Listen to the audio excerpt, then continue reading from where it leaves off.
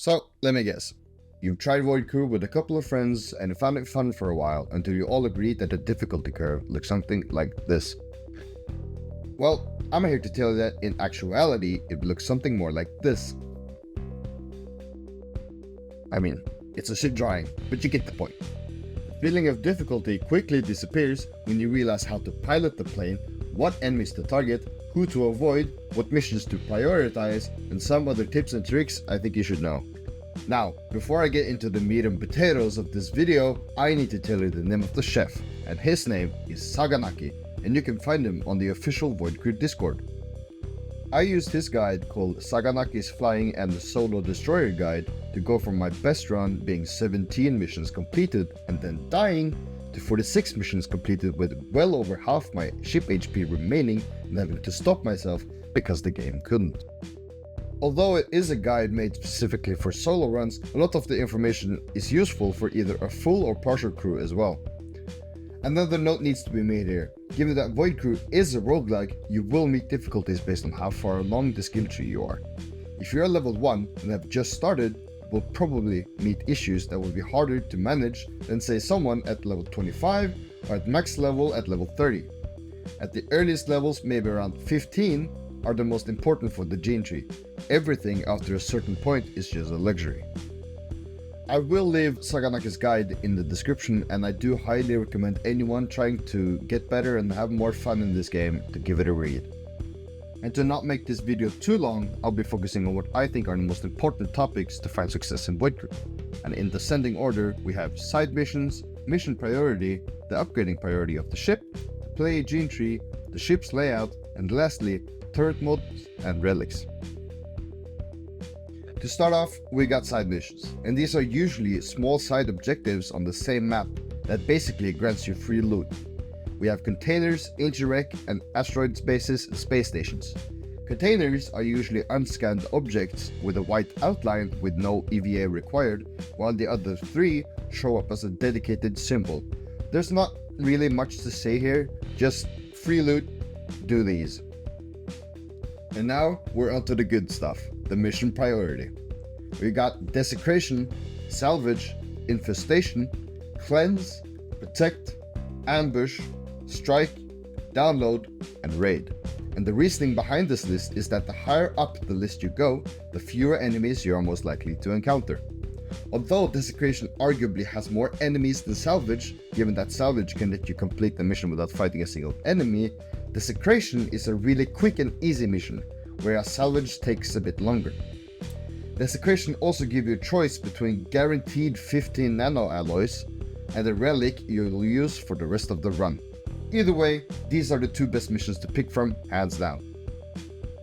The reason infestation is this high up the list is that you can lower the health of each void conduit without fully killing it to delay enemies spawning in for as long as possible. And this makes the objective very easy to achieve without being swarmed with incoming enemies. Beware that the reclaimer countdown will start as soon as you attack the first conduit, even if you don't kill it. Cleanse is easy, given that you have enough firepower to kill the assembler cores before they call for support. And this is usually at least a Mark II brain turret, preferably 2 or even more.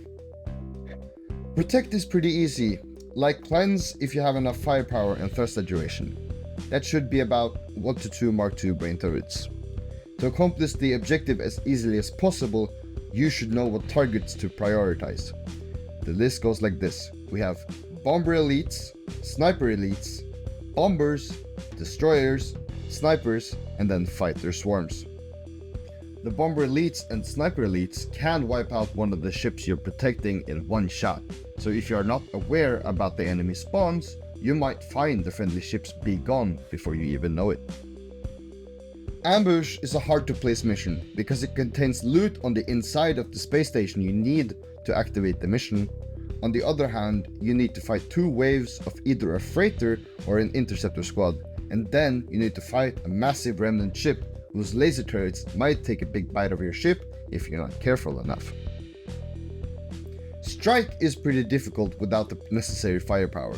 The ship will take a long time to kill, giving it time to fire really hard to dodge projectiles, and it's surrounded by proximity mines. and they are deadly, not to mention that the remnant interceptors in the area are way more agile and therefore harder to kill. Now for the last two ones, raid and download, they're pretty similar in the fact that you have to stay outside the ship for a long time during the mission, and these are only doable early game if you have a party to play with. And download is a really annoying mission, because it's the mission where I usually have a dangerously near encounter with the Reclaimer.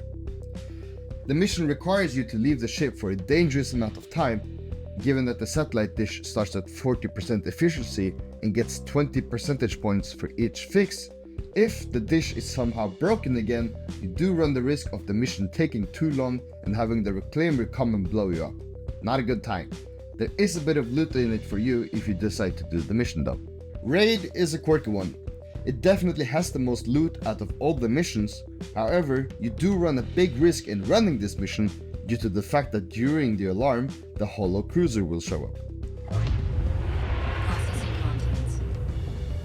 If you do not get out of there in due time, or lack the ability to kill the cruiser without taking any damage, the cruiser will kill you easily.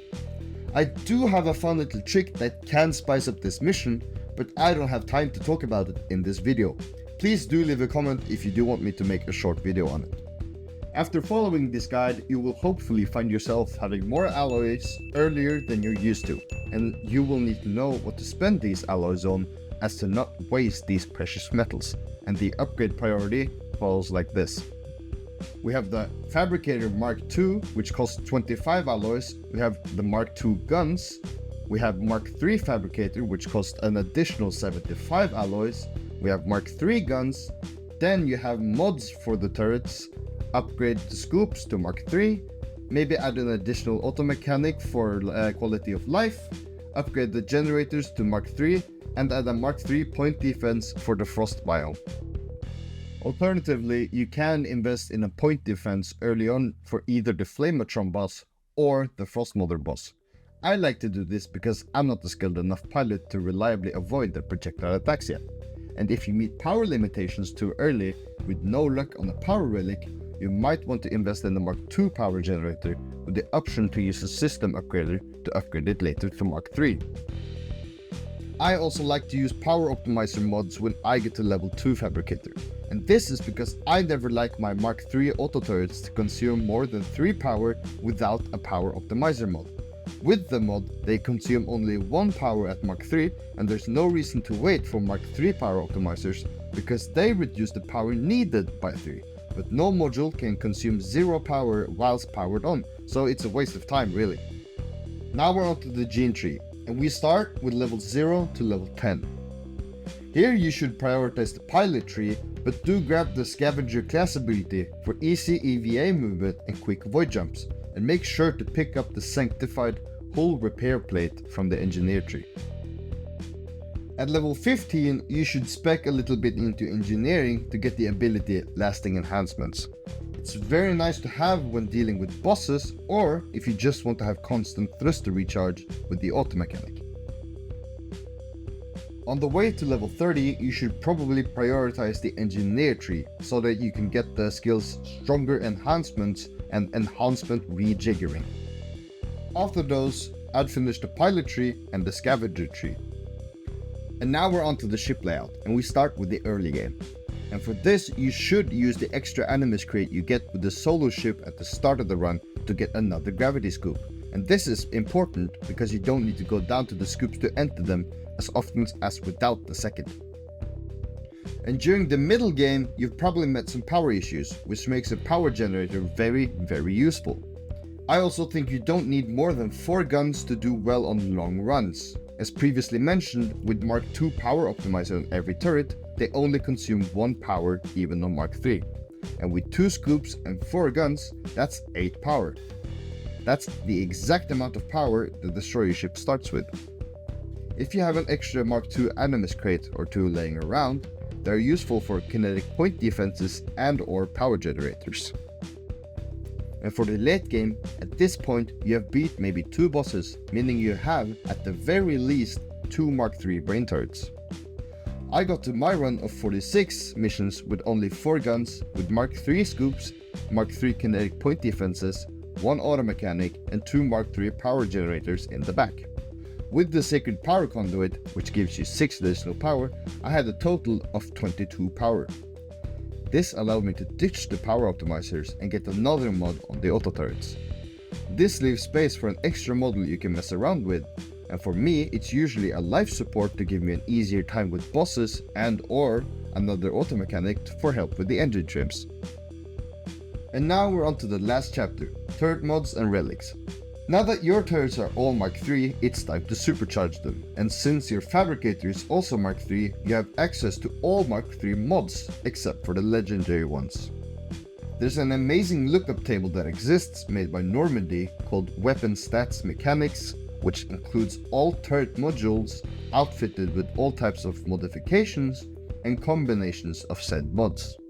It also includes a list of all relics in the game, and I do recommend reading up on it if you find modifications and tinkering with stats fun.